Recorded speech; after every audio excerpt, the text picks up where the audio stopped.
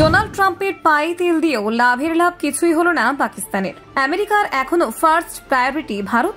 হ্যাঁ, পাকিস্তানের সঙ্গে সম্পর্ক মসৃণ করতে গিয়ে ভারতের সঙ্গে বন্ধুত্ব খোয়াতে রাজি নয় আমেরিকা। একথা একেবারে স্পষ্ট করেই জানিয়ে দিল ট্রাম্পের সরকার। এই বার্তা আসার পরপরই শাহবাজ শরীফের কপালে চিন্তার ভাঁজ। এত কিছু করেও কোনো লাভই হলো না। ট্রাম্পের সরকারের তরফে সরাসরি জানানো হলো পাকিস্তানের সঙ্গে সম্পর্ক গড়লেও ভারতের বন্ধুত্ব অটুট। মার্কিন বিদেশ সচিবের বার্তা, ভারতের সঙ্গে আমাদের ঐতিহাসিক সম্পর্ক অক্ষুণ্ণ। ট্রাম্পের মধ্যস্থতার পরও ভারত পাকিস্তান সম্পর্ক নিয়ে আমেরিকার স্পষ্ট নীতি। কিন্তু আচমকা কেন ট্রাম্পের সরকারের তরফে এমন এক বার্তা এলো? তলে তলে অন্য কোনো প্ল্যানিং নেই তো আমেরিকার? দেখুন, মার্কিন বিদেশ সচিব মার্কো রুবিও এদিন স্পষ্ট করে বলেছেন, পাকিস্তানের সঙ্গে সম্পর্ক মসৃণ করার প্রচেষ্টা কখনো ভারতীয় সঙ্গে আমেরিকার বন্ধুত্বকে ক্ষতিগ্রস্ত করবে না। তিনি জানান, ভারতের সঙ্গে আমেরিকার সম্পর্ক দীর্ঘদিনের, গভীর এবং অত্যন্ত গুরুত্বপূর্ণ।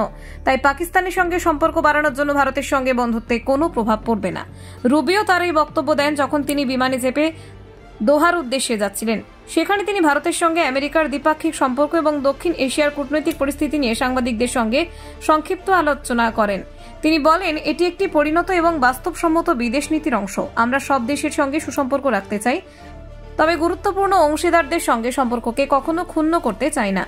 তিনি আরও উল্লেখ করেন, ভারতের সঙ্গে মার্কিন সম্পর্ক শুধুমাত্র অর্থনৈতিক নয়, এটি ঐতিহাসিক এবং কূটনৈতিক দিক থেকেও গুরুত্বপূর্ণ। তাই পাকিস্তানের সঙ্গে সম্পর্ক উন্নয়নের জন্য ভারতের সঙ্গে বন্ধুত্বের ক্ষেত্রে কোনো আপোষ করা হবে না। রুবিও জানিয়েছেন, মার্কিন নীতি হল সব দেশের সঙ্গে সমন্বয় এবং সহমর্মিতা বজায় রাখা। ভারত পাকিস্তান সংঘর্ষ বিরতি প্রসঙ্গে রুবিও মন্তব্য করেন। তিনি জানান, সংঘর্ষ বন্ধ করার প্রক্রিয়ায় আমেরিকা মধ্যস্থতার ভূমিকায় ছিল, যদিও ভারত ট্রাম্পের সেই দাবিকে স্বীকার করেনি। ইসলামাবাদ প্রথম থেকেই ট্রাম্পের প্রচেষ্টাকে সমর্থন জানিয়েছে।